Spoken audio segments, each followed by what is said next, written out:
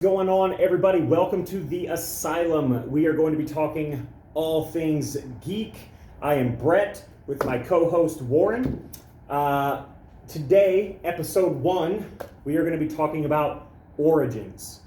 Our origins into comics, collecting, movies, books, all that good stuff. And we're also going to be talking about the most recent Marvel movie, The Eternals, and their origin story, so to speak.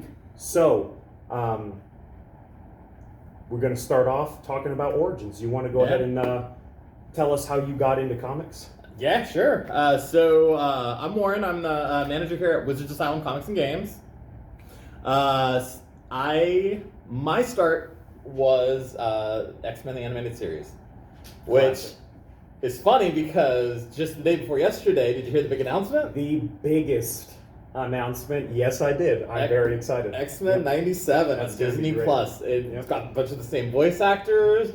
And, I've had this plan for, since we started talking about we're going to do this podcast and our origins. Well, X-Men, the animated series, was a big part of my childhood. Yeah. That was one of the coolest animated shows. Yeah. Wolverine, Snicked, it was amazing. Yep. And that theme song. It doesn't get any better than that. It doesn't. That's like the Spider-Man animated show. Those intros were amazing. I don't know if you heard, but the X-Men 97 is going to have the theme song. It's going to be great. Very excited. Very excited. No better time to be a comic fan. Oh, no. Oh, God, I'm so excited. Yeah. So, the X-Men animated series back 1992, I was 9 years old at the time. I was just born. Yeah. It was Halloween morning. 1992. All right. Saturday morning. That was getting the first day. Yeah. Oh my God. And I remember waking up every Saturday morning, 8 a.m. right before 8 a.m. so that I could sit down and watch my X-Men. And I've seen every episode. I have it all on DVD. It's all on Disney Plus now. If you've never seen the X-Men the animated series, go watch it. You got to. Yep. One of the best cartoons ever made. Ever. All those Marvel cartoons were cool, but X-Men was what got me into comics. Yeah. Yep. So, I was really into the X-Men animated series, and I started buying X-Men comics. So I lived in Garland, Texas at the time. And so, I lived in an apartment, and then just up the street, there was, it was called a Hypermart. It was, just this massive Walmart. And then just past that, there was this tiny little, it was a used bookstore and a comic book store. And this lady that ran it, I would come up there and I would bug her all day. I'm sure I bugged the you-know-what out of her. Some little kid in there talking about comic books, and she was more into the used books part of that, but I didn't realize that at the time. I was a kid and she had comic books, man. It's all that mattered. Yeah. And so she would put me to work. She would have me sorting comic books, alphabetizing, stuff like that, and then she'd give me 3 or 4 free comics. That's awesome. It was great. Okay, wow, yeah, that's awesome. And I remember a couple times she'd have 25-cent sales, and so I'd get $20 from my mom and go up there and just buy a ton of comic books. And I didn't care what they were at the time. Now I'm a little, I say I'm a little more selective in my collection. It's not that much more selective, but I probably wouldn't be buying Super Pro today. Right. So let's say some of those early 90s comics were a little bad. Yeah, a little bad. That was the time when everybody thought comic books were going to be everything was going to be super expensive, and now an X-Men one, 8 million printed, it's worth nothing. Yeah. I have a whole bunch of my dollar bins. Come get some. Yeah, come get some. I did that, and then we moved from Garland to Irving, Texas. And at first, I didn't know where to buy comics. I was a kid, so I really wasn't buying many comics. And then I found Lone Star Comics, which is mycomicshop.com. They've since closed down all of their brick and mortar locations. They just have the website. I'm sad to see them go, but I had moved right before they closed down. A lot of stores have done that, man. Yeah, that's crazy. Don't have that overhead with the online.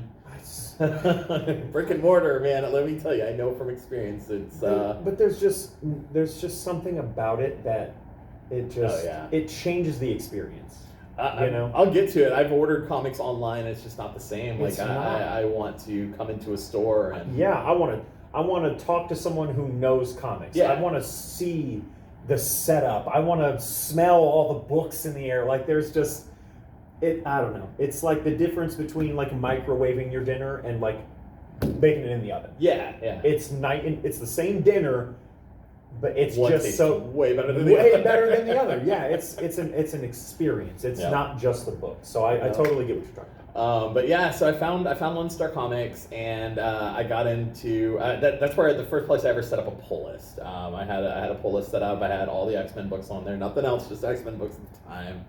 And yeah, and then I got into Magic the Gathering. I'd been playing for a while, and had a bunch of cards. So I'd play there and do the Friday Night Magic every Friday and all that fun stuff.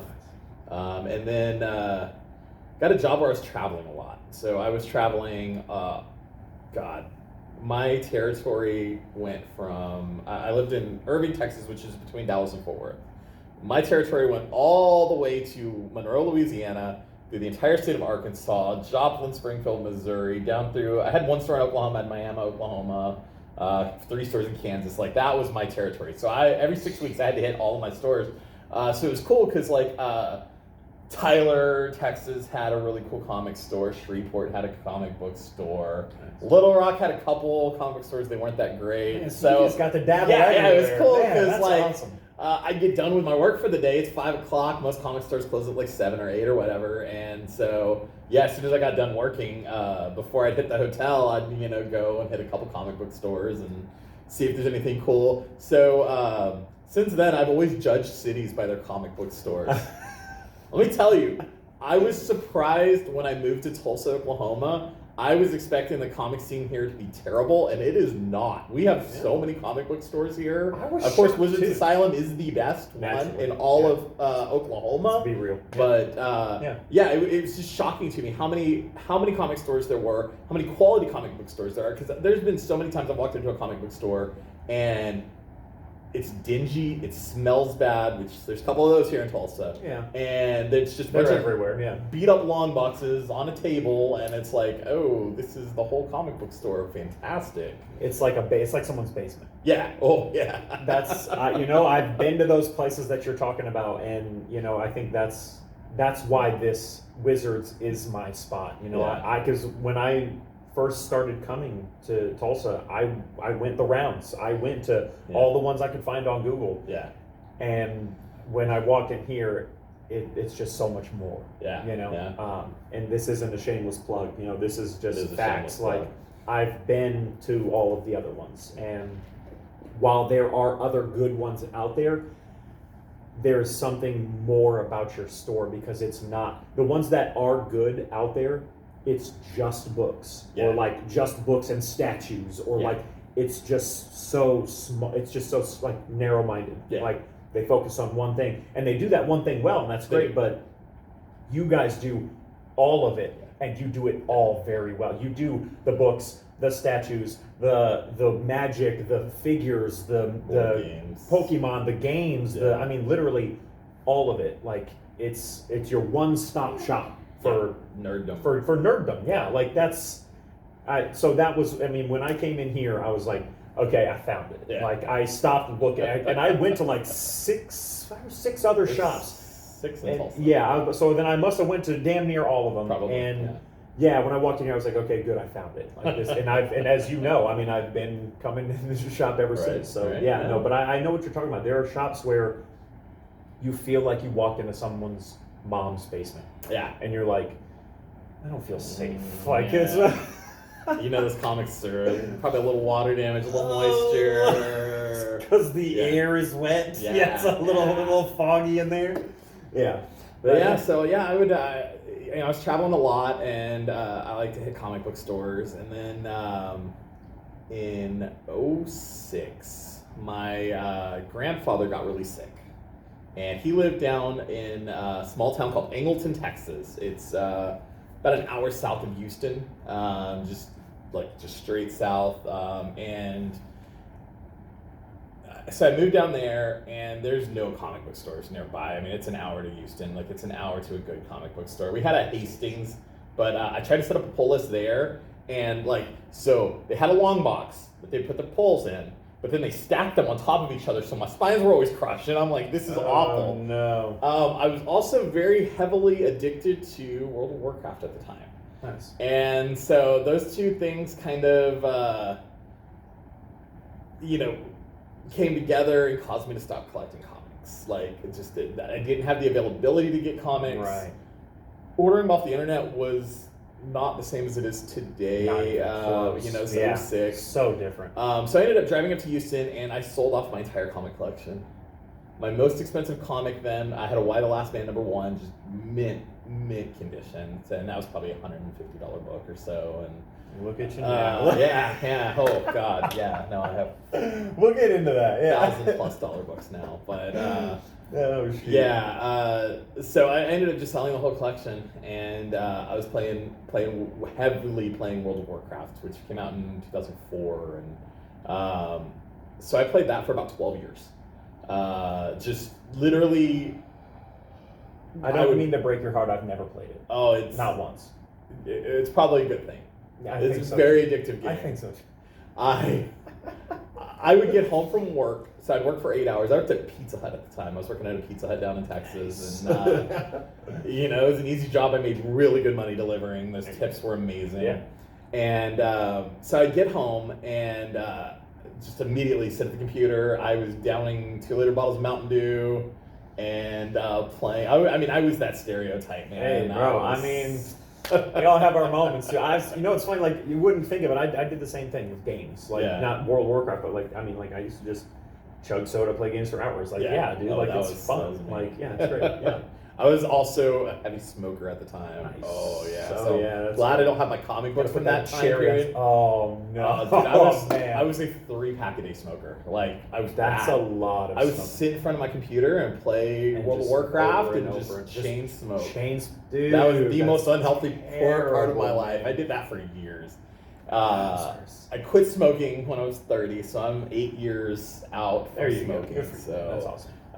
the soda, I've switched to diet, so I'm not chugging the. I mean, I know they say the diet's not as it's Yeah, it But- is what it is. It, you took a step. water's That's- boring. yeah. So, but yeah. Let me tell you, if y'all haven't tried these zero sugar like Dr. Pepper and zero sugar Mountain Dew, like they're so much better than the diet. They're really good. So there was a time period from 06 sponsor us. Yeah. Hey. From 06 to 2015, I did not collect comic books. I watched, the Marvel movies. I That's crazy. kind of kept up with some of the comic lore online, but I was not buying comic books. And then 2015, the thing that changed everything. So at this point, I'm no longer working at Pizza Hut. I worked for Dish. I was a manager at a call center for Dish down in Alvin, Texas. I was making good money, and I was like, you know what? Marvel is getting the rights to Star Wars back. And I love Star Wars. I'm a big Star Wars fan. And Dark Horse was losing the rights. So at the end of the year, like the last week of 2014, they had this amazing deal for $300. You got every single digital Star Wars comic. And it had all the old Marvel stuff. Like, we're talking, this was like 1800 comics for $300 digitally. And I was like, sick, I'm gonna do this. Yeah. And then I was like, well, I have all this, maybe I should start getting the Marvel Star Wars comics that are coming out. Oh man. So I started doing that. And I had to drive an hour to the comic book store, but it was worth it. Like, so I went and so I haven't bought a comic book a physical comic book in almost 10 years. And I go to the comic book store and I'm like, I want every single cover that you have for Star Wars #1. And then I went online and I hunted down all of the store exclusive, or not all, but most of the store exclusive covers. I have 43 covers of Star Wars #1. Oh. Did the same thing for Darth Vader #1. I did the same thing for Princess Leia #1. Variant Gate. Yeah. No. It's funny because I don't even buy variant covers anymore. Like, A cover's all I need unless it's a Scotty Young cover. Scotty Young's my favorite in the I whole know, yeah. world. I love Scotty Young. I wish we would have got in on his signing. I know. Yeah, Oh, I man. wish I would have. Yeah. But Next time. next time. Yeah, I'm sure. You know, working in the comic industry, I'll meet him at some point. I'm gonna get his autograph. Eventually, yeah. My wife got me a signed print of his cover of X-Men '92, signed by Scotty Young, and I have that hanging in my game Nice. room. That's Yeah. awesome. There you go. Okay. Scotty Young's my favorite. Yeah, he's awesome. So yeah, I started doing the Star Wars comics, and man, when I get into something, I jump in, you know, overboard, and A lot of us gets are guilty crazy. of that. Yep. So one day I walked in and I'm like, you know, I'd been enjoying the Marvel or the Star Wars for like, you know, it'd been probably 2 or 3 months. And I walk in and I go, you know what? I want every Marvel comic on my subscription list. And they're like, all of them? And I'm like, yeah, all of them. Let's just do it all. And so I'm like in the middle of the series. I don't care. Right. I want them all. And so from that point forward, I started reading every Marvel comic that came out every single week. Which is funny because you read even more comics now than then. Yes. Because Yes. you read all of them. That's crazy. All of Okay, not quite all. 98%. Like that's close enough Yeah, to all of them. right. Like, yeah, all the ones that matter. Yeah. So I'm getting all these now. It's an hour drive up to Houston to get my comics, and but I'm picking them up every week. And then my grandfather passed away, and this was 20. Oh God, when did I move to Tulsa? 2016. So it was the end of 2015 when he passed away, and I had been taking care of him since 2006, and. So at this point, I'm like, I really can't make the hour drive up to Houston every week.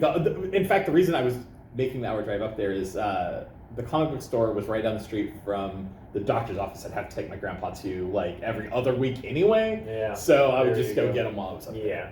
And so I did start ordering online. I started, there was a website where you could have a pull list and they would send them to you. Well, I had moved into an apartment near where I worked, and one day my shipment came while I was at work and they got stolen off my porch. I was like, oh, well, this is terrible. I don't want to do the online comics. Yeah, that sucks. So I did quit for just a little bit there, and then the place that I was working shut down, and then that's how I ended up in Tulsa.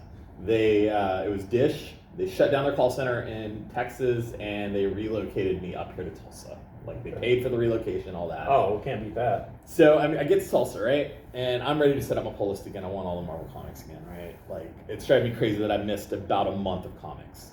Okay, so first day living in Tulsa, I Google, you know, local comic stores, and Wizards Asylum was the first one that came up, and I was like, cool, I'm gonna go check this place out. Not knowing that I've actually been here before. It was weird. Like, it was super Nice. weird. So I pull up and I'm like, this looks weird. Well, I forgot, like 10 years before, me and my grandfather had come up to Tulsa because he had a sister that lived in Broken Arrow. And I was bored. We were here for like a week. And I was like, I'm going to go buy some cards. I collected the World of Warcraft card game at the time.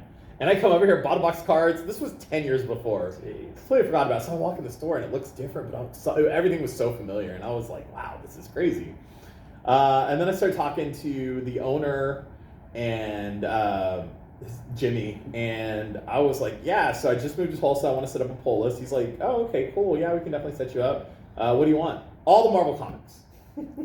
His eyes lit up. Like All of Christmas them? trees. Yes, all of the Marvel comics. Every single one of them. And he's like, oh, okay, we can set you up. And I didn't think about this at the time. But now, like, that I'm running the store, if somebody came in and did that, I'm a little skeptical at first.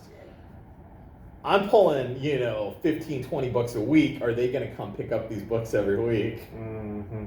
Didn't even think about that, Yeah. But I came and picked them up every week, and my pull list never got crazy, and There you go. yeah. So that was in 2016 when I moved to Tulsa, and got laid off from Dish, worked a few other jobs, and then the pandemic started, and Jimmy needed someone to help him run the store. He lives in Tennessee, And so I messaged him, started talking to him and his wife, and worked things out, and ended up here. They needed somebody running comic books and all that stuff. The comic book person had quit, and so I came here, started running comics, and now not only do I read all the Marvel comics that come out every week, I read all of the DC stuff that's in continuity.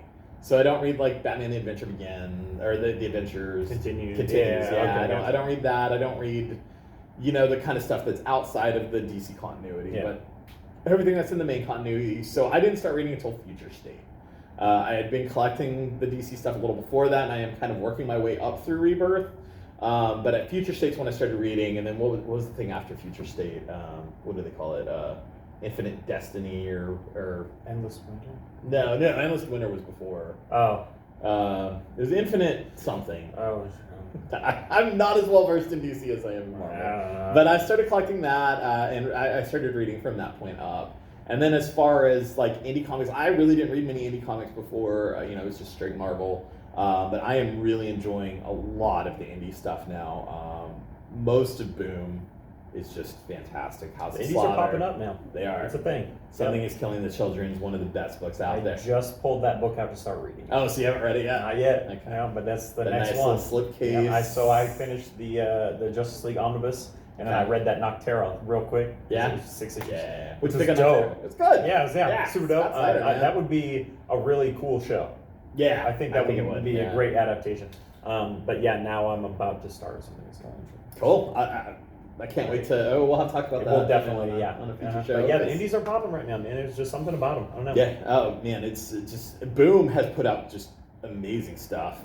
There's a lot of really good Image stuff. The best book that came out this week was a book called "What's the Furthest Place from Here," and I wish I would have ordered more of that. Yeah, I saw. I have no idea what it is, but I saw that title. It is a post-apocalyptic Lord of the Flies book. So it's a bunch of kids. Huh. They live in a record store in this post-apocalyptic world, and the kids kind of running gangs. And like one of the other gangs wears like suits and pig masks, and it's weird. It was a weird book. All right. And Check that out. I guess one of the kids had grown up and left because it's only kids here, and he came back and he's all like dying and beat up and stuff like that, and they're trying to like figure out what's going on. Why is he back? And it was definitely a really good read. I enjoyed that one a lot. And then Indies are killing it. and I read a lot of Dark Horse, the Hellboy, and the Jeff Lemire stuff. Can't wait to read that box set. Oh yeah, I'm yeah, ready, you picked dude. that up too. I forgot about that. Yeah, I Yeah. got one too. That's awesome. Yeah. Yeah. And so now you run Wizards Asylum. Now I run Wizards Yeah, Asylum. you're the guy. Yeah. That's awesome. Yeah. So that's my origins. That's where I'm I at. love everything about it. And so now you just you just collect comics, right? Like that's your big. You don't really do statues or anything. I don't do statues. I collect some action figures. Any Marvel Legends X-Men figure, and I prefer to buy them out of the box because I'm gonna open them anyway. So I prefer somebody else take that hit on the value of them. And there's a local toy store that I'm really good friends with the owner at. He comes up here and plays HeroClix. Fan Fortress, I'll just throw that out there because they're really cool guys. And they get in collections of just loose Marvel Legends X-Men figures all the time. So he'll text me, hey, I got this, and this in. And Did you see? Did you see McFarlane's Legends run of the What If characters? no. Mm-hmm. I'm talking Zombie Captain America. I'm talking Sorcerer Supreme Doctor Strange, who looks all evil. All like the Star-Lord T'Challa. Okay, that's Dude, cool. Yeah. Dude, So like, I don't. Yeah. I honestly, I wait for him to get them in. I don't like.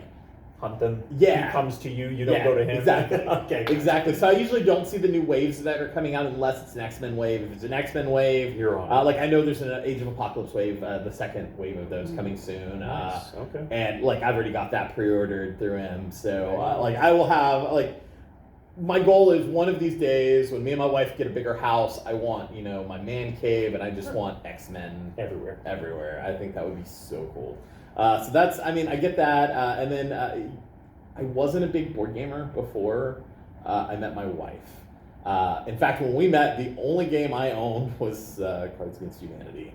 It's a good game. I love Cards Against Humanity. Well, hey, that's a wise choice. Getting drunk, playing with Cards Against Humanity, it gets just more and more fun. It does, yep. Throughout the night. But she was really into board games. She had been to Gen Con, which is the biggest board game convention in the country. She'd been there a few times. Okay. I forgot to talk about conventions in my... We'll get to that in a second. Okay. But... So she was really into board games. She had a bunch, and now we sell board games here. So there's quite a few that I pick up. I pick up any Marvel games. Yeah. Marvel Champions is a really fun game. It's like a living card game. Okay. War Machine pack just came out. It's pretty fun. Okay. But yeah, no, I forgot to mention. So I've been to a few conventions back in the day when I was making a little more money than I do now. I went to BlizzCon 3 times, which was cool. I was Nice. really into World of Warcraft. Cool. But the coolest convention I ever went to was Comic Palooza, which you've been to a Comic Palooza very recently. Very recently. Yes. This one I went to was in 2014 or 2015, and the guest of honor was Stan Lee. So I have an X-Men 14. It had been 2015 because I had started collecting comics by then. I have an X-Men 14 signed by Stan the Man Lee. That was one of the coolest things I've ever seen, and it was a assembly line process. Like, you walk up, Stan Lee's there, Excelsior, and it was like, that poor man. I mean, he's like 93, I think, at the time, and I was like, oh, I mean, it's But cool you I got got to to know know. Stan Lee before he died, but oh, that was crazy. I never had the pleasure. I got to meet him. I got to meet George Takei, Kobe Smolder. That sounds like a good time. Oh, it was fun. Summer Glau. That's awesome. What else did I meet? Good time. It was cool. That was definitely one of the most fun That's awesome. conventions I've ever been to. So Yeah. Good times. Yeah. All right. It was crazy. let's get to your origin story. I think mine ran a little long. It's fine. Where are we at? We're at like, no, we're fine. Okay. So, yeah, so mine was, my origin is pretty similar to yours when it comes to what introduced me, and it was the cartoons. You know what I mean? It was the X-Men, 90s series. It was BTAS, Batman the Animated Series, Spider-Man, the original Spider-Man animated series, and even other, just all kinds of cartoons in general, like Dragon Ball Z, and like all like that animated stuff that you're supposed to watch as a kid, and for me, it was the art. Yeah. It was the fact that someone took a piece of paper and a pencil and made something real that wasn't. Yeah. And that just was the coolest thing. Oh, that Batman animated series, that Bruce Timm art, like. I mean, just so for me as a kid, it was the art. I got. That was where it all stemmed from. Is like I wanted to draw, and I did. I actually, all the way up to I took a drawing class in college. You know what I mean? So I can draw. I have some skills with a pencil. I wish I could. I cannot. Well, it just takes. It's just like any other skill out there. If you practice it enough, you get good at it. But I haven't drawn anything in. It's what 10. I was in college about 10 years ago. So it's been a minute. But I just don't have the time. Like I would love nothing more than to sit down and etch out, because I can picture all kinds of cool fight scenes and epic shots in my mind that, I would love to make a reality, but I don't have the time. And art is very time consuming. So that was where it started for me. It was, sitting around doodling and drawing and trying to make these characters that I saw on TV and try to, do my version of them. And then from there, you find out that comics are a thing where people, make livings off of doing exactly what I was thinking about doing. Like you would walk into a comic store and look at a book, and that whole front page, that the cover was what got me into comics. Like there was so I lived in Fort Wayne, Indiana for all of my life up until 4 years ago when my son was born. And it was a comic shop. It was just outside of my neighborhood. I could walk there in about 5 minutes. It was called Books, Comics, and Things. If you're in Fort Wayne, Indiana, go to Books, Comics, and Things. This shop was legit. It was probably about the size of yours, but it was just shaped differently. It was just like a long rectangle. And it had a second story a game room, kind of like this one, but it was upstairs. Okay. Yeah, secluded for Pokemon tournaments and Magic, super great. I only went upstairs like 3 times, and that was when I like snuck up there to see what was going on. You know what I mean? I just never went up there, and I was never there when anything was going on. So, Yeah. but you walk in, and I mean, like that was where it started for me. You know what I mean? They had, I mean, just the whole length of the store was just boxes straight down, and then on the wall it was. I mean, dude, it's like seriously. If you ever go to Fort Wayne, Indiana, for some very strange reason, go to Books, Comics, and Things. Such a great store. And I remember going in there and like seeing these covers, and I'm like, that is so cool.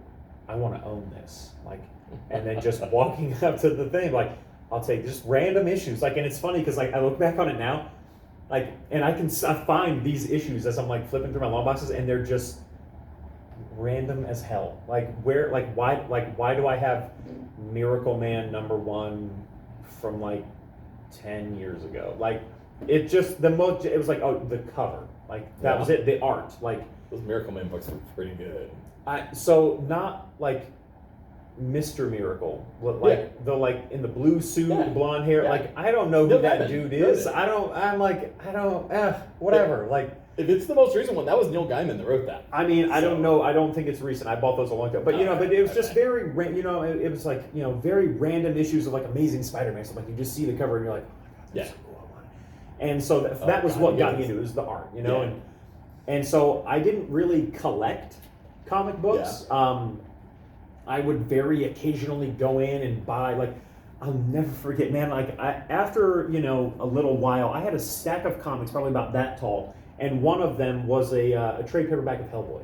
Oh, okay. One that I can't even look it up. Like I tried plugging it into my Zap Kapow thing. It doesn't even exist. I'm like, how? How does this? It's a thing. I own it. But I remember I took it like everywhere we moved. Like if we moved, like it would be somewhere on like my headboard. It was like my stack of like, these are my books. This is my art. This is mine. Like, and it started there, and very seldomly would I add something to it, but I would enjoy, the movie, like the Tobey Maguire Spider-Man movies, and like the, you know what I mean? Yep. The, Michael Keaton Batman, like, I loved all that stuff, but I wasn't really like a comic book reader. I just enjoyed the universes in whatever easy way I could get them because I was always running around doing whatever. And then, fast forward a handful of years later, I'm 16, 17, 18, somewhere around there, you kind of get back into it. You go and I kind of did what you did. I went in and I was like, give me all of them. But see, my shop guy at Books, Comics, and Things was like, are you sure about that? And not just like, leave it at that. He was like, because that's a lot of money.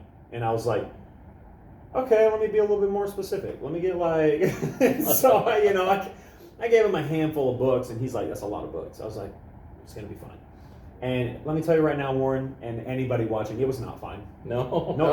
Not even a little bit. Nope. I bit off way more than I could chew. And at one point, so behind the counter is where their pull lists were. And at one point, man, I mean, he pulled out, I kid you, I mean, dude, it had to have been aced. And when he pulled it out, I felt bad. That's how, like, the one that I had, it got a little girthy, but it was nothing compared to the one that I had at Books, Comics, and Things.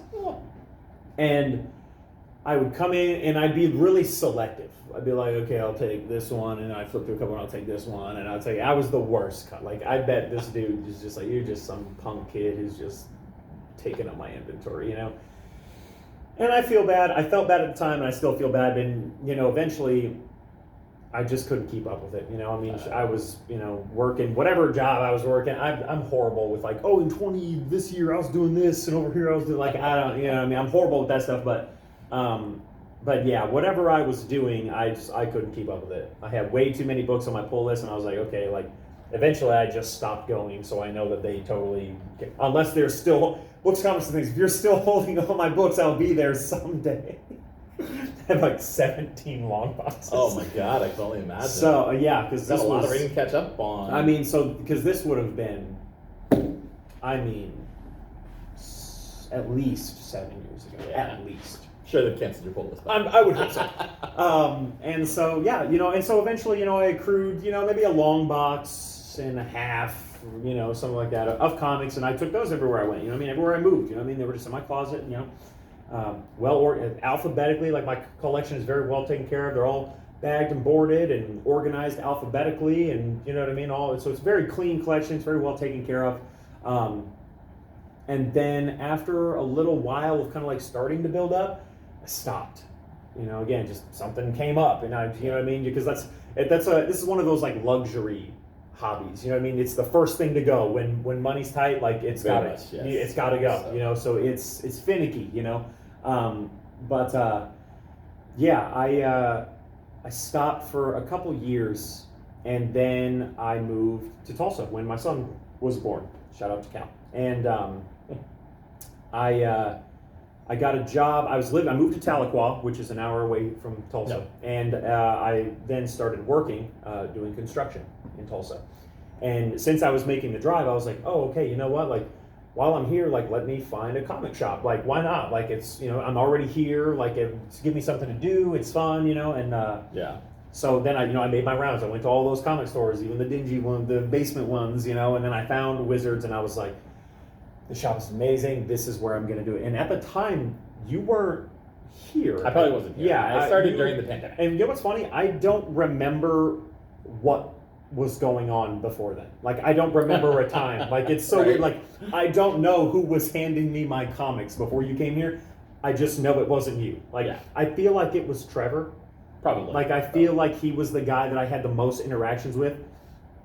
But yeah, I started back up. It started small. Just coming in and like, finding little stuff here and there, or like, grabbing trade paperbacks, or just whatever, And I had already kind of gathered some trade paperbacks in the past and all that stuff.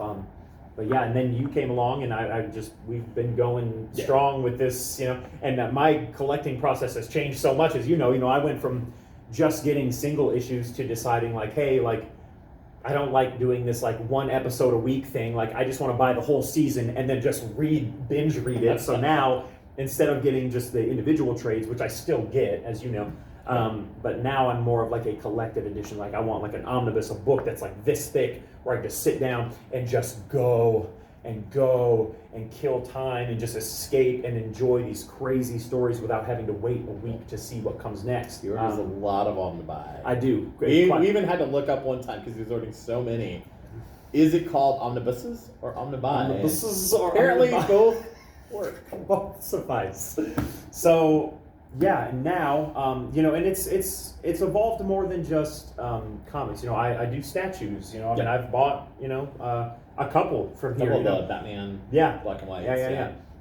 So I have a really cool little statue collection, and I buy some of the action figures too, for the kiddo and for myself. And so I got quite the deal. I mean, nowhere near what you have. Maybe if all my omnibus were broken down into individual issues, I would have almost as many as you have. But I think my individual issues sit pretty at like 1,500, and yours is what, over 10,000? 10,200. That's just ridiculous. So yeah, but yeah, now I focus more on bigger collected editions and trying to find grails, like very like specific key issues of like first appearances of whatever whatever character I'm into at the time. But mostly it's like Batman, Spawn, like Donny Cates. Anything he's writing is just hot right now. So I can't wait for his whole run. Dude. Also, I really want to see. That's insane. I really want you to show me his final tally on how many books he has. It's 10,262. Disgusting. So hashtag goals right there. Active subscriptions. No, that's insane. No way. So pull a lot of books every week. There's also a book by Jeff Lemire coming out, Swamp Thing, Green Hell. Oh yeah, I'm excited about that. I'm so excited about that. Swamp Thing, man. Have you read the Ram V Swamp Thing? That's the 10-issue miniseries. It's on issue 9 right now. No. It's been really good. Really? Yes. I'm gonna have to check. Once it comes out in a collected edition, I'm gonna have to It'll be hop in. soon. It'll be soon. Cool. Issue 10 will be next month. So. Yeah. But yeah, that's what I'm doing. You know, I'm watching all kinds of channels that keep me up to date on like collected editions that are coming. And that's how I always know what I'm looking for when I come to you. But I usually come too damn early. So, but sometimes a little too late too. And yeah, those Omnibuy, man. Once they sell out, it's like yeah, and you're never gonna find one. But yeah, so that's how I do it. You know, that's what got me into it was the art. You know, the drawing, and now it's funny that I started off drawing, but now I'm into the writing. So you're doing a book with Eric. Yep. So he's we don't have anything set in stone right now because it costs money to make a book, and that's always the problem with stuff. But money to make money. Exactly. So I'm actually thinking about maybe doing a Kickstarter to get. That'd be cool. Yeah. So I'm thinking about doing something like that. So, but yeah, I'm actually in the process of writing a book right now.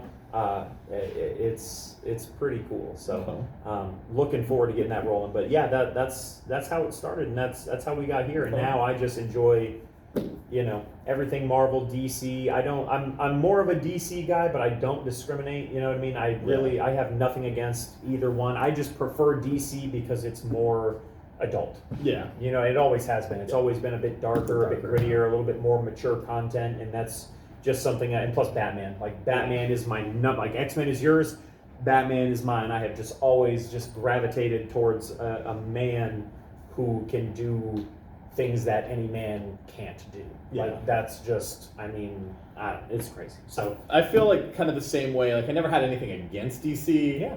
But the X-Men were in the Marvel universe, and I just started reading all the Marvel, and I did not have the time or the money to read all the DC. But now that I run a comic book store, you have all. Well, and it's funny because now, like, I don't I have like one thing on my pull list that's actually DC, and I think it's just Batman. I think it's just Batman. Yeah. And then it's like Spawn, which is Image, Thor, which is Marvel, and then it was Venom, but Venom just ended, which was Marvel. There's a new Venom. Are you not? It's Ram V and Al Ewing. Man, Al Ewing is one of my favorite writers. He's great, but it just ended. Like, and I haven't even read the Donny Cates of which they're doing a Venomnibus next year, which I'm going to order. Okay, cannot wait to get all of that, and the King in Black is getting collected edition as well. Can't wait. But yeah, that's how I got into it. Just a kid who just kind of randomly would pop in throughout the years, get some books here, get some books there, just love the art and the fact that these amazing artists and creators can, like, dude, I've read comic books and shed tears. Yeah. Like, because these characters and you've known them for years, and like you see them in these situations that you're like, I can't imagine. Or you can imagine, and you're like, I know exactly what that feels like. Yeah. And you're sitting there reading it happen, and there are moments that have made me bust out laughing. Like, did you ever read the Deceased comics? I have not read Deceased. No. I'm going to spoil one little bit because it is not integral to the story at all. But it's Damian Wayne, Jonathan Kent, Clark Kent's son, and then I feel like there was a third, did Wonder Woman have a daughter? I can't remember. It was like kids. And Batman is flying the invisible jet, and Superman and the other one, they're like flying, and out of nowhere, Kite Man comes flying at the invisible jet and just gets smeared. Just gone. Right? And they all pause for a second, and Damien's like, was that Kite Man? And they all just bust out laughing. It's little stuff like that. That's just you can't not laugh. You know what I mean? Because we know that Kite Man is just the most D-list. Have you watched the Harley Quinn animated series? I've seen a few episodes. My wife loved that show. Dude, She's seen every episode. So great, and Kite Man is in it, and he is still the greatest. Wasn't he the one that was gonna marry D-list? Yeah, the one who was gonna marry Poison Ivy. Ivy, yeah, that's what I can't remember. Dude, it's just stuff like that. It's funny, I never finished the show, but they have a 6-issue comic series out now called the Eat, Bang, Kill Tour. Yeah. I'm reading that, and a lot of this stuff I have no context. I'm having to ask my wife, But it's still enjoyable. It's really good. Yeah, it's really good. But yeah, for me, it's the art, it's the creation, it's the fact that it's just a piece of paper. But it's just it can do so much. It really can. It's crazy, and I love that, and I'm really excited that I'm gonna start playing a part in that. I cannot wait That's really exciting. Yeah, like I genuinely, I'm just like, I think about it all the time. I cannot wait to sit down and like work with Eric, who's an awesome artist. Oh, he's amazing. Like, I love the work that he Eric does. Wright, E. Danger Wright. Yo, check him out. Shout out. But yeah, so excited. We've settled on a topic. You know, I pitched a couple ideas to him, and he was like, "I like that one," and I was like, "Bet." So, yeah, it's gonna be so cool to see a book on the show, or like I can't wait to just like have it in my hand. What are like, you gonna do when you walk into this store and we have your book on the shelf? I'm not, dude. Like, I've thought about that countless nights. Like, and really for me, like, I think the thing that the one part that really excites me is like getting it graded. Oh yeah, having a 9.8 And grade. yeah, having like a high grade of a book that has my name on it and being like, like that is when it, like, it'll be real when it hits a shelf, but it will be personal when I literally have my first issue of a book hanging on my wall. Like, Yeah. I like that thought keeps me up at night. Like, That'd be I'm cool. like, and that's what pushes me to like, okay, like keep writing, like get this done. Like, and so that's why I'm really leaning towards getting the Kickstarter going, because I got to do something to make it happen. I think Eric and I sat down like 2 months ago. Been a minute, but it takes time. The process is, you know, it doesn't just happen overnight, but at the same time, like a Kickstarter would definitely help. Yeah. You know what I mean, for sure. something to really just help get the ball rolling. But yes, that is what got me into it, and that is where I am at now. Just reading the books and enjoying them for what they are, and branching out. Like, you know, like you've talked me into a couple different books that I never would have got otherwise. Yeah. Like Saga, Oh. can't wait to My read that. Why God. the Last Man? Can't wait to read that. You know, and I as the time has gone on, I'm branching out into, you know, the more indie stuff and the stuff that's, you know, like it has like these like cult followings that like aren't on the beaten path necessarily. So, but yeah, I cannot wait for Saga to come back, by the way. I- January. I can't wait to read it for the first time. I think that'll be great. I wish I could read it again for the first time. It's that good. I'm sorry that Brian you K. Vaughan, oh my god. I started rereading it recently and it's so good. I never really reread comic books. I don't have time. I read so many new comic books that I just don't have time. This is one that I am rereading. You know, Just getting ready for January when issue 55 comes out. I mean, I'm excited. it ends on a major cliffhanger.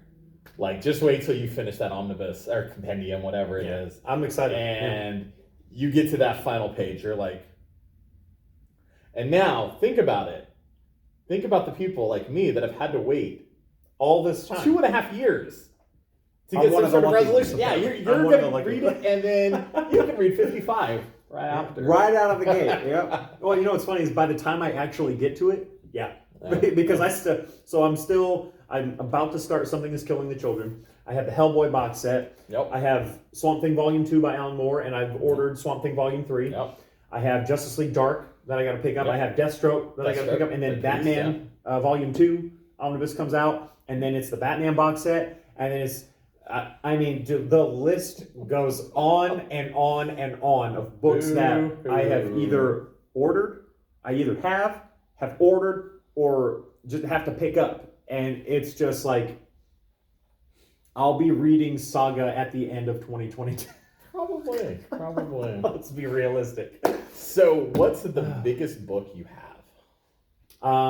So I'm gonna count Justice League Dark because I'll be picking that up soon. No, I mean like biggest individual issue. Like my biggest grail, the most popular. Yeah. I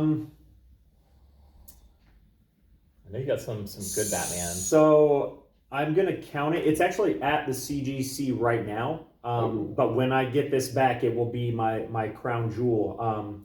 Some people know that I've spoken to either at the gym that I run or here at the shop, and I've mentioned it to you. But Jim Lee just recently did Jim. I forgot about that. Yeah, Jim Lee just did a signing at the CGC.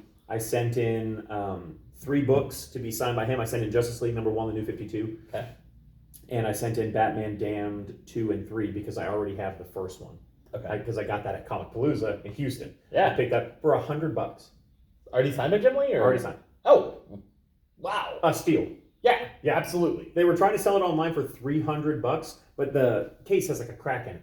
And people, you know how people freak out. I was like, No. I don't care. I will take that. Thank you, sir. Absolutely. Have a great day. The Batawang signed by Jim Lee. Yeah. Thank you.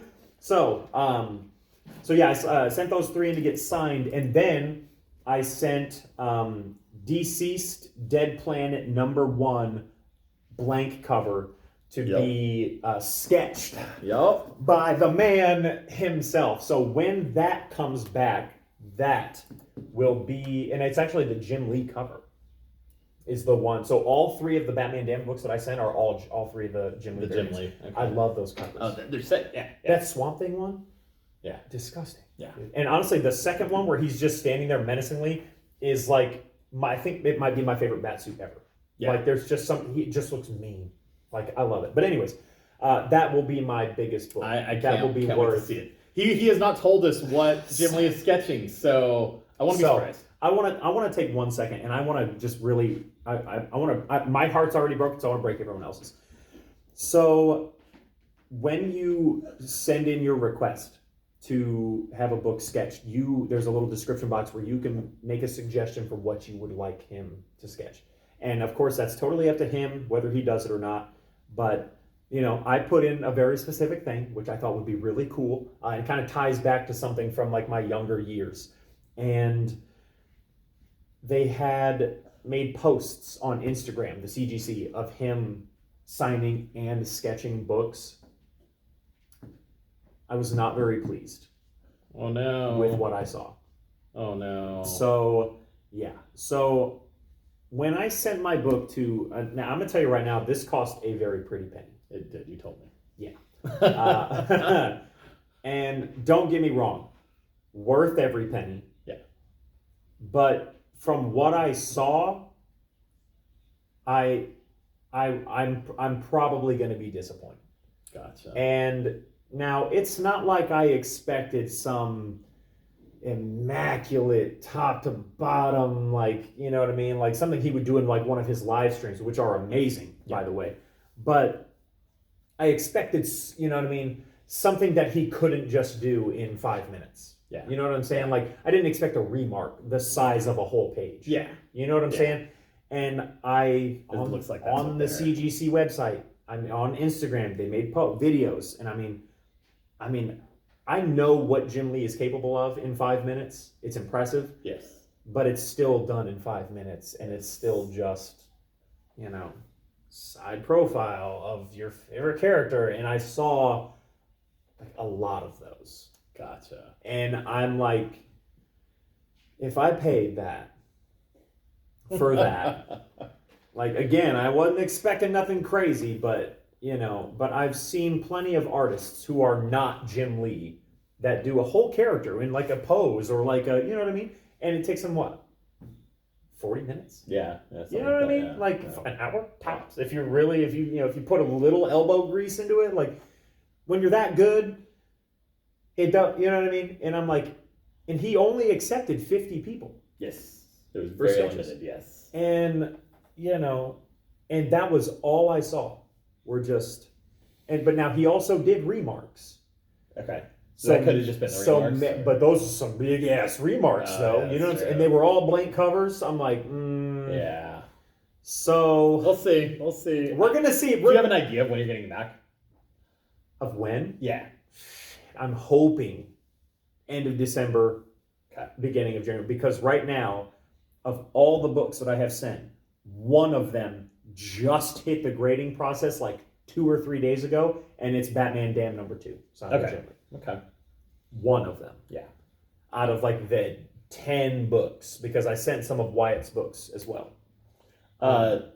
So Did I tell you about the Batman Damned one that we had? Huh. Graded?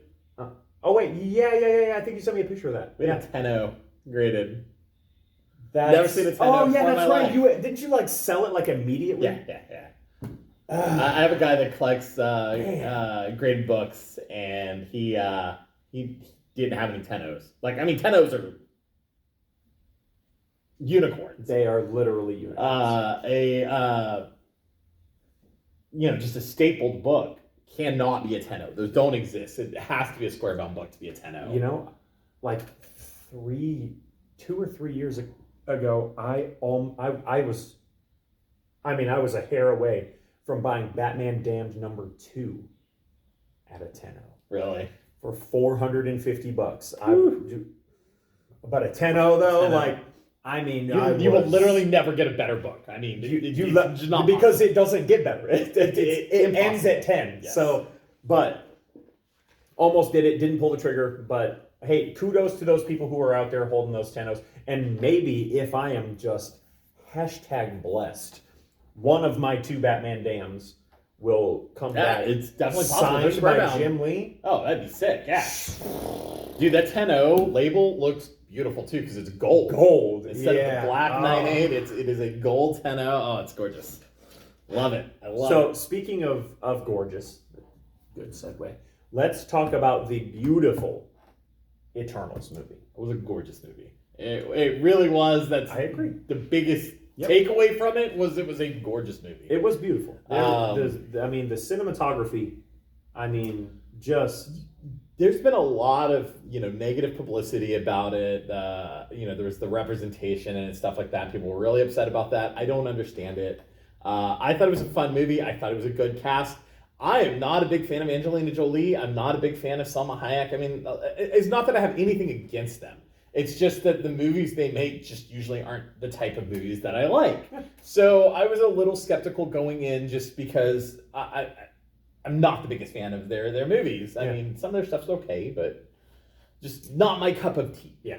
I thought both of them did an excellent job in it. Everybody did an excellent job. Camille Nanjiani, he was hilarious. Yeah. Oh, I love Kingo, man. Kingo. Kingo. Yeah. And his was it Quran? Quran, yeah. His Alfred. His trusty sidekick, man. That was yeah. They were hilarious.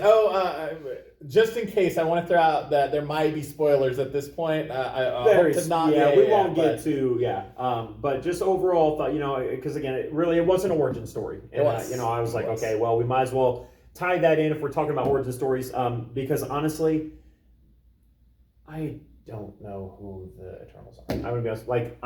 Before this, I knew they existed. I'd heard their name plethora of times, even before the movie was announced, but never have I read something about the Eternals. I read all Marvel comics. I knew next to nothing about the Eternals. I am actually working my way through the Jack Kirby run of Eternals. So Jack Kirby created the Eternals back in 1977. He had left Marvel for a long time. He came back to Marvel after creating the Fourth World, the Old God, stuff like that. Classics. Yeah, dude. Yep. So he created all that at DC. Well, he came back to Marvel, and the Eternals were a little similar to it. Not the exact same thing, but you can definitely see the similarities between the two. Yep. And while Jack Kirby, you could never take away that he was an amazing, amazing artist. Yep. His writing was one of the best. Not great. Not one of the best. Yeah. So reading through it, it's definitely a chore. I'm 14 issues in out of the 19 issues. It was 19 issues in an annual, and so I'm on issue 14 now, and it's slow going. I want to get to the Neil Gaiman run though. That's how my goal. I am with any of the old stuff, and we've had this discussion. If it's from 2000 and back, I struggle with it. It's a struggle bus for tedious, me. yes. It's just, I don't know. It's the use of purples, yellows, greens, and blues are will encompass a page, and then the writing is gee willikers, Batman. It's cute, but it's not something that I want to sit down and read 200 plus pages of. So, do you know how comics were written back in the 40s, 50s, 60s? I couldn't even handle it. There's so no way. A writer would tell the artist a basic outline of what they want. The artist would go draw a whole bunch of panels, give it to the writer, and then the writer would write dialogue. But since the writer didn't write the story beforehand, they would also narrate every panel. So that's why you've got the narration all through the book. You've got so much dialogue because they're trying to explain what this art is. And then there's the thought bubbles. And today's comic books are completely different. The writer writes the book. has all the dialogue laid out, and gives has all the panels idea. laid out, gives that to the artist. The artist, draws that. They give it to a letter. The letter puts I was all the literally dialogue just in. doing that a couple days ago. Yeah. I'm like doing my little I'm doing my storyboards as I'm writing the dialogue, and I'm like making sure it matches up, and like it's a whole thing. And I've heard people complain about it because, back, you read a book from the 60s, it takes me 30, 45 minutes to read it because there's just so much dialogue. There's so much narration, all that. It's very word heavy, okay? Right. You read a modern book, they're usually not all that word heavy because they're letting the art tell the story, whereas back in the day, it wasn't like that. The art didn't tell the story. Backwards, it was backwards. I can't. I mean, I can see how it would work, but at the same time, I'm like, that sounds like pain.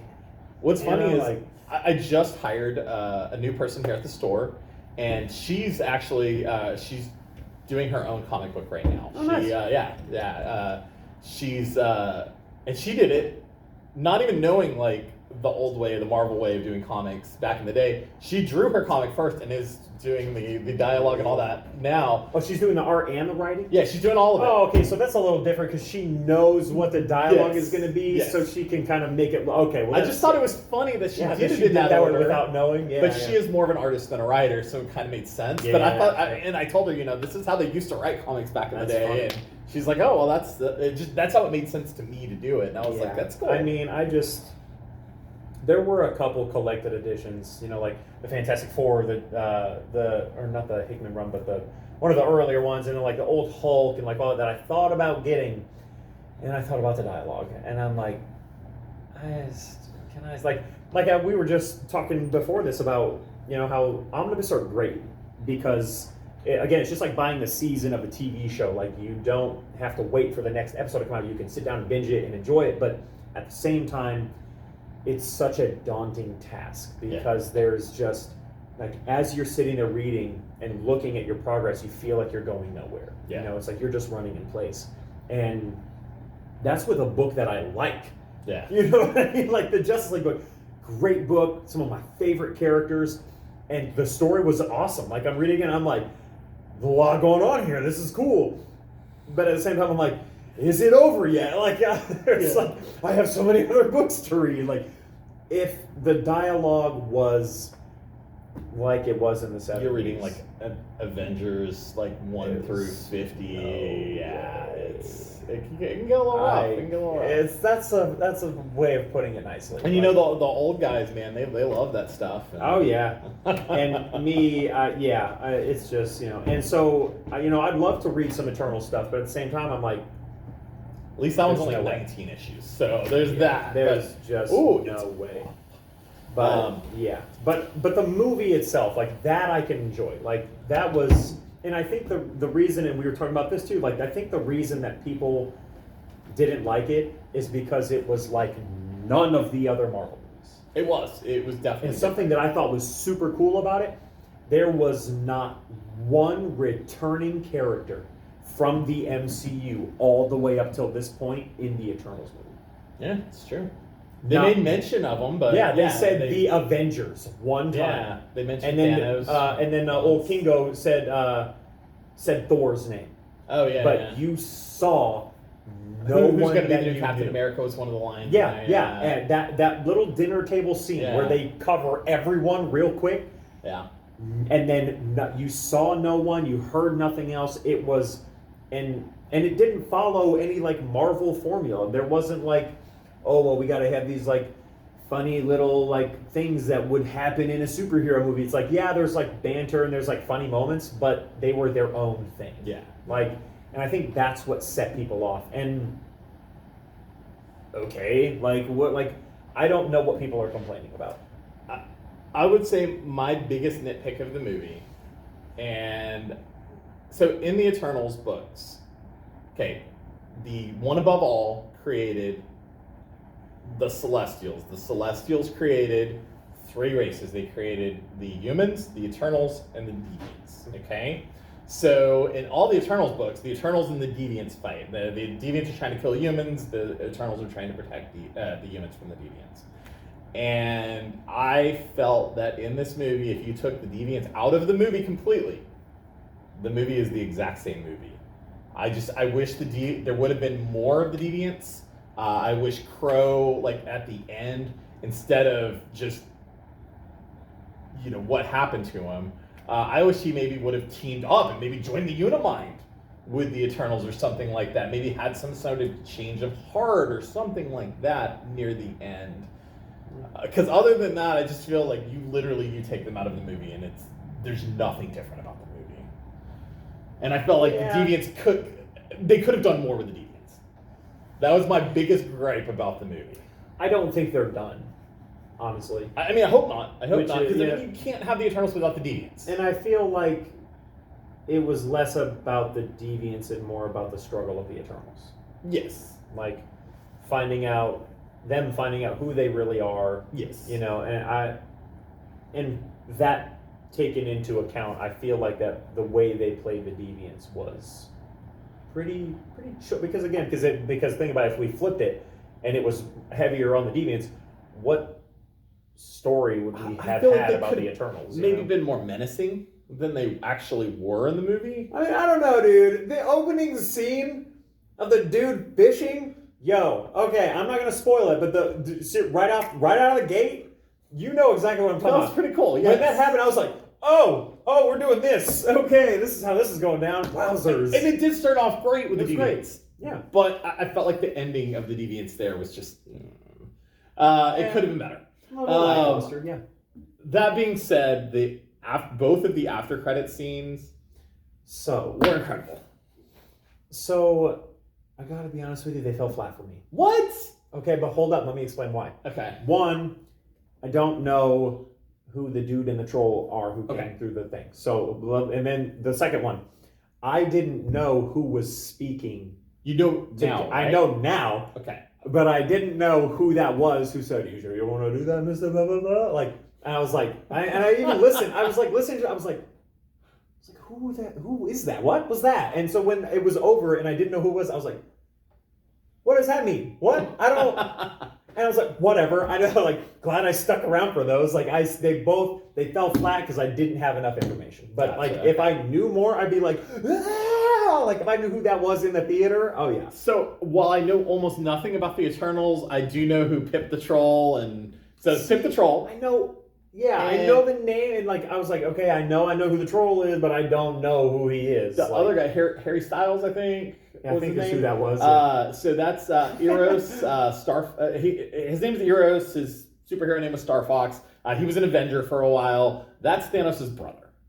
Right. Yeah. So, okay. Gather. Yeah, but again, I didn't know. You know what I mean? Yeah. I'm like, okay, you're Thanos' brother. I don't know what that means. Like, whatever. Like, it's so. Yeah, and it just kind of it just kind of fell flat. I was like, cool, but like, what does that mean? I think it's gonna lead into the next one, and the fact that Pip the Troll is voiced by Patton Oswalt, I was ecstatic. I mean, you can't go wrong with it. Yeah, I mean, him as did you watch the MODOK series on? Oh yes, it was amazing. I cannot wait for more of that. Yes, like there has to be. I have heard nothing about a second season, and it breaks my heart. Yeah, but man, like where that story was going.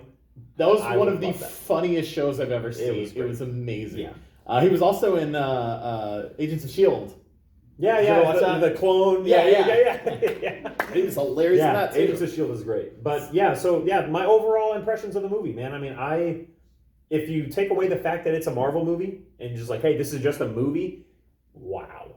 It was great. It was beautiful. That was, 2.5 hours of just crazy, epic, stunning visuals. Yeah, just cool cinematics, epic fights, magic powers. Like, I love the way that they use their, they each had their own gift. Yeah. And it was kind of like just the way that they... Finger guns! Yeah, I love finger guns, dude. Like, that was... And, like, the Speedster was great. Like, Macaria. How she was in the end, where she's just, like, high speed, just wrecking... I was like, yo... Yeah. That's what kills me about Speedsters is, like, every movie or TV show or comic book they're in, like, they have to play it off as if they're not, like, a god. Yeah. Really, like, let's be real. Like, if you were that fast, like, any problem that pops up, it's taken care of literally in a snap of a finger. Oh, yeah, like, for sure. How she's just, like, shouldering people into like rock walls and like super punching faces at like the speed of light. Like that's just it was awesome. Oh, it's so great. Like I think I probably enjoyed her combat the most out of anybody's. Hers was cool. Like just sure. the way they made her that look end when scene she was moved. just- yeah, yeah. like her and almost I mean it was crazy. So yeah, it was very enjoyable. I also really like Thena a lot. When she would go into combat, Angelina Jolie's character. her weapons that she would the whip out, shield and the And that was super cool. Sick. And still, I would It was say gorgeous too. And I mean, even Icarus with his laser beams and like it just, I mean, flying around like that. The way they made it look was great. But yeah, dude, the way they he made really that had a kind of Homelander vibe at one point. Shooting lasers, flying around, dude, shooting just lasers. wrecking and- shit. Yeah, I mean, and You've seen The Boys, right? Yeah, Okay. and I really liked Another- how. can't wait for season 3. So I haven't seen all of The Boys, but I've seen enough of The Boys to know You need to yeah. finish because season 3 is starting soon. But, We're gonna have to talk about that. Oh, for sure. Yeah. But yeah, old Kingo with his, like charging up his guns. Yeah, and like yeah. that. I mean, it was cool, man. It was great. And dude, what was his name? The mind control guy. What was his name? Druig. Druig, dude. Druig. That was. I feel like they picked the perfect dude. Yeah, to play no, that he was guy. great. He was Because I'm just like, you are one of those guys, aren't you? Like, you are one of those mind control people. Look at you. Like it was like so perfect. Yeah, no, I think that I love the fact that the cast was so diverse, and I think that every single person was picked perfectly. Yeah, no, I mean, and agree. even I would have to agree with you. I'm not a huge Angelina Jolie or even a huge Salma Hayek fan. Yeah. But I've liked movies they're in, but Yeah. most of the movies they make just aren't movies that I like. Well, I mean, they're not my cup of tea. It's not that they're bad movies, but it's not that they're bad actors. I feel like there's a little bit of like palate fatigue there. Like, I'm just like, we literally grew up and she was like The Rock now. Like Yeah.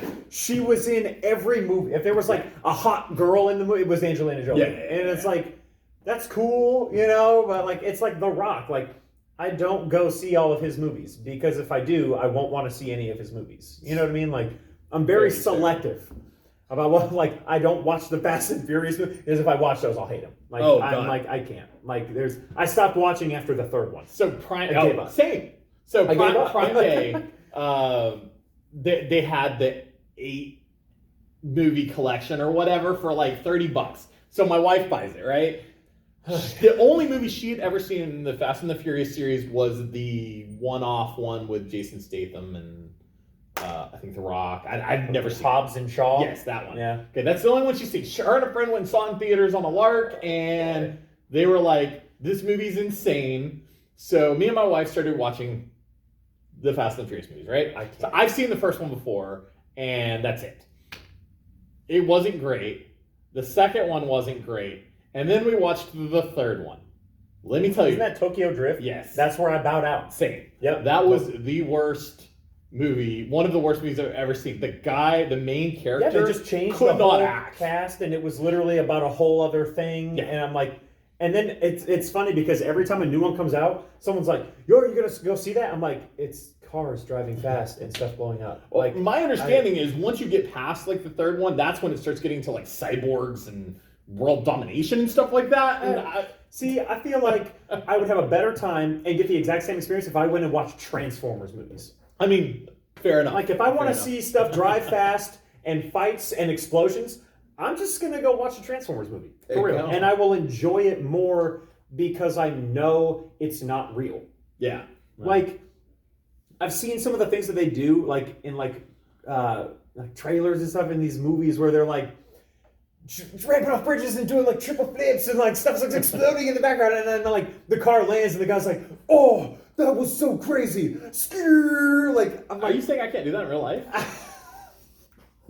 Because man, that ruins my weekend. That's what I was planning on doing. Like later today was going to jump my Toyota Corolla and flipping it in the air and surviving. I just got a Toyota Corolla. It's a great car. Yeah. Yeah. Oh, dude, they Yeah, do not break down. Amazing cars. Yeah. Yeah, I just got a brand new one. It's a beautiful car. But yeah, no, I can't. Like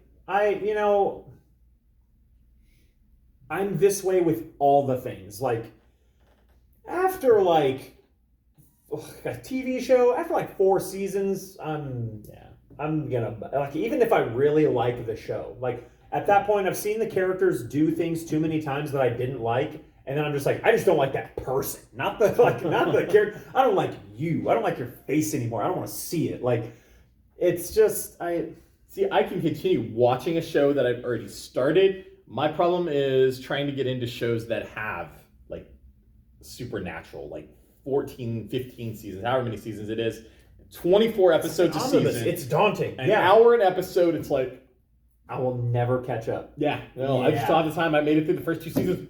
Loved it. Absolutely loved it. Oh, we'll never finish it. I literally just thought, so speaking of the runtime of stuff, so The Eternals was 2.5 hours. Yes.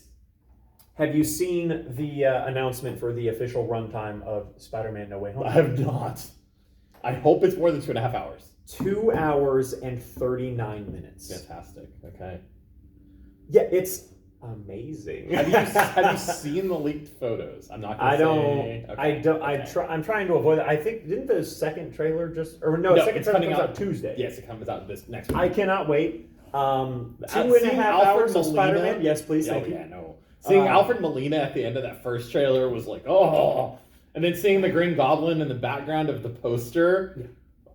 Yep. I cannot wait for. Yeah. Well, and I mean, when his little pumpkin bomb came rolling across the bridge, I'm just like, yeah. Like, that movie, I think is going to get its own entire podcast. Oh, out of us. More than likely. I think the only reason that the Eternals didn't warrant that is because no one knows who they are. It was a good movie, but it will pale in comparison to the grandeur of Spider-Man No Way Home. So it won't be out before our next podcast, but the trailer? The trailer will. We'll talk about the trailer. Yeah, we'll for sure talk about the trailer. So the next MCU movie is Spider-Man No Way Home, which comes out December 17th. But the next MCU show is Hawkeye, which drops on the 24th. 24th. Yes. So I assume you will be watching. Okay. Of course. You've seen all the shows up to now, right? Yes. Okay. Big fan. Okay. Of all of them, and they all have their own different tones and their own different stories to tell and their own different messages, and I respected and enjoyed each and every one of them. Absolutely. And I mean, I just love that. Like we said at the beginning, there has never been a better time to be a comic book fan. It's absolutely true. I mean, that is the blanket statement. When I was a 10-year-old kid and I had my cool X-Men cartoon, but there were no movies. I don't even think the Blade movies were out at that point. I mean, they were great. They're so corny, but it's so classic though. But Wesley Snipes, man.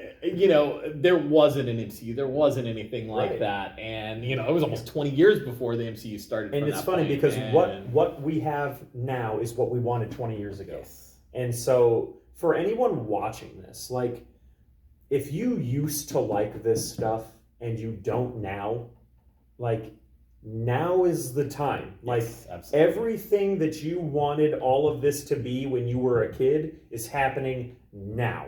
Like, we're getting a live action Spider-Verse. Can we just take a second and, like, live action Spider-Verse? What more? I don't know. Do you think we're going to see the previous Spider-Man actors in this movie? There's been rumors. So, in the movie, yes. I hope so. It's happening. Tobey Maguire, Andrew Garfield. I just don't. So apparently there was a, and this is all hearsay. If it doesn't come from Marvel, I mean, I don't. But there were rumors that there was that the reason the second trailer has taken so long is because Sony and Marvel are arguing whether or not to put the other Spider-Man in the trailer. Oh, okay. They're like, Sony wants to reveal it and say, hey, they're in the trailer. There you go. Marvel's like, let's just wait until the movie comes out and then do one of those no spoilers things. Yeah, I kind of agree with Marvel. Me too. But honestly, either way, it literally, the next trailer could be Tom Holland sitting on a toilet taking a dump, and I'm still gonna go see this movie. It doesn't matter. You're not wrong. Yeah. It doesn't matter what it looks like. It doesn't matter who's in it. None of it matters. It's Spider-Man. Yeah. everyone is going to go see it regardless. Yes, Like, for sure. I mean, like the next trailer could make it look horrible.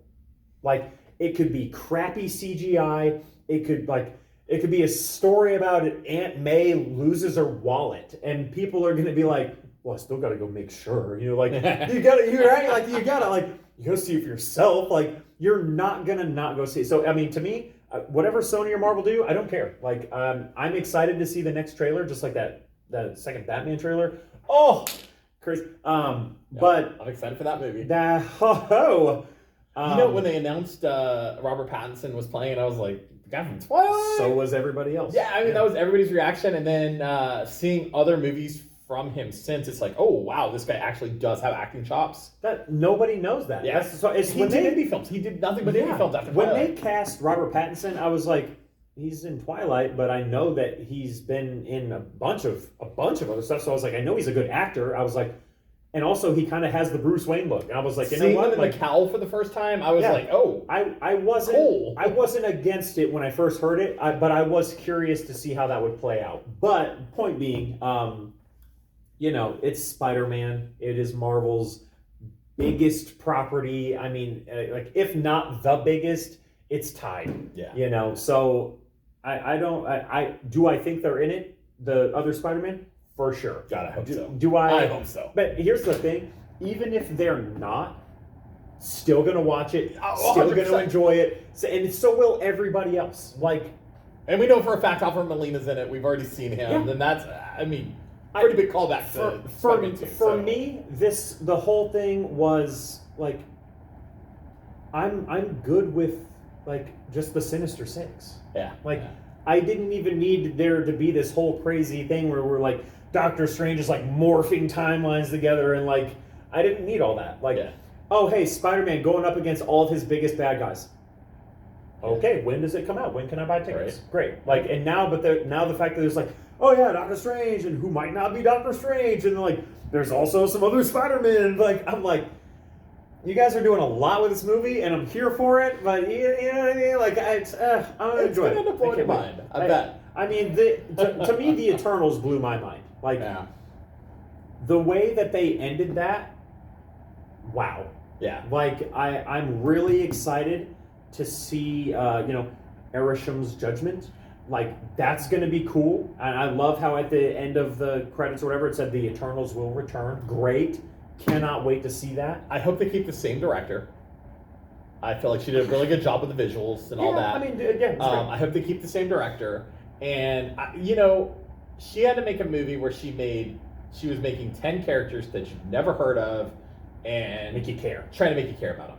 She did a great job. She did. And now, I mean, she has less characters to work with.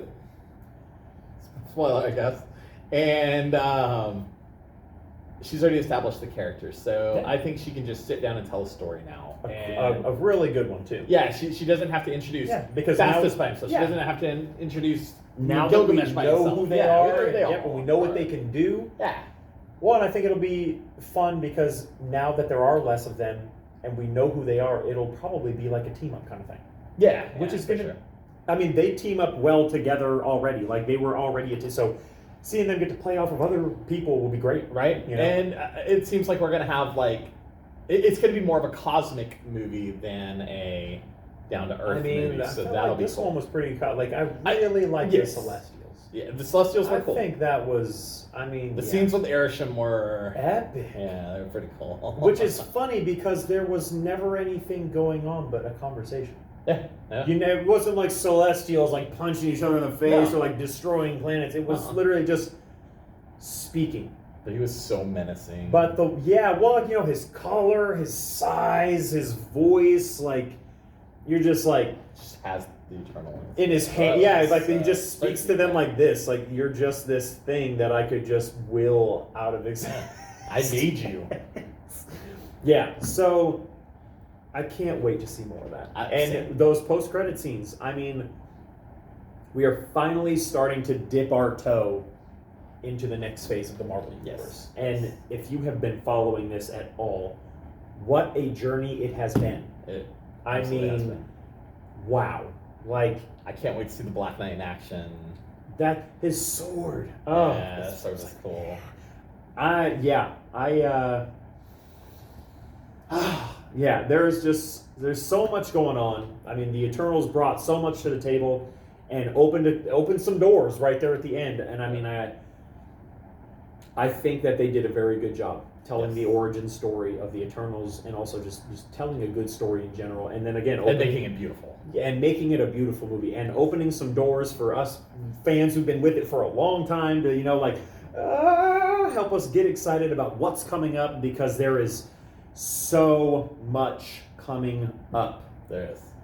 Oh my god, it's like my fourth MCU movie for the year, plus our fifth show. It's like my omnibus pull list. Like it's growing and it's exhausting. But it's so exciting. I can't wait. Never been a better time to be a Can't comic wait. book fan. So I think that is a great time, a great place to put a pin in it, and call it good. Yep. So guys, thank you.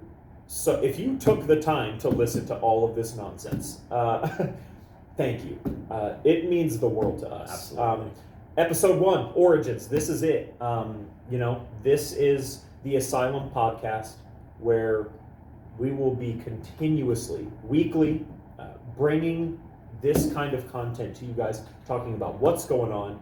This was just kind of us breaking the ice, introducing us to you guys, and talking a little geek. Moving forward, it'll be more structured, a little bit less carefree. But If there's anything you want to see or hear from us, let us know. drop it in the comments. We're learning this whole thing, so let us know. Yeah, drop it in the comments. We plan on talking, anything nerddom, comics, movies, All of it. all of it, and internal workings stuff that's going on, within the industry of comic books and stuff like that too. Yep. So. All the behind the scenes. Ooh, that's gonna be fun. Yeah, it'll be really fun. I don't know if y'all have heard all the stuff going on right now, but Diamond, the biggest comic distributor in the world, just got hit by a ransomware attack, and it's caused some issues. So fun times to work in the comic industry. So thank you guys for tuning in, and we will Thank see you. you again next.